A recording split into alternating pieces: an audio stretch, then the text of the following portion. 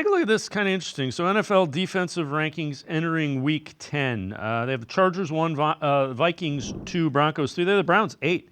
Browns' defensive metrics do not blow you away, but they continue to be a solid unit this season. They've only allowed over 30 points twice and helped opponents to 21 points or fewer on 5 occasions. One area of particular strength has been getting pressure without blitzing. They're first in that, which has resulted in the 4th best sack rate in the league.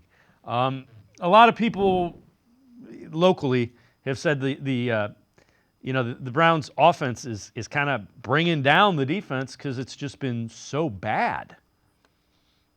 Yeah, I would say that's true. Obviously, the offense has really been in shambles for most of the year, but I don't think this defense has been quite what it was last year, especially on the back end in the secondary. Look, for us, we've got their pass rush and their run defense both in the top 4 in the NFL according to our grading, but their coverage has been the second worst. So I think there has been a problem of the guys, especially on the back end out there at corner. You know, Martin Emerson, Greg Newsome, even Denzel Ward has been kind of hit or miss, really across the board in the secondary. Too many big plays and too many mental mistakes, right? And I think the front 7 is obviously a part where Brown's opponents, that's the first thing they focus on is how in the world do we block these guys because they're really good up front. But there's been a lot of mistakes made this year in the secondary. So, yes, the offense has been a problem. We know it's been a problem all season, and it's put their defense kind of in compromising spots. But the secondary hasn't been as good this year, nearly as good this year as it was last year.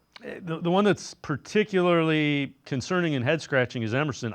I thought he was on the verge of becoming a Pro Bowl corner, and he has not been. He has not looked anything at all like he did his first couple of seasons in the league.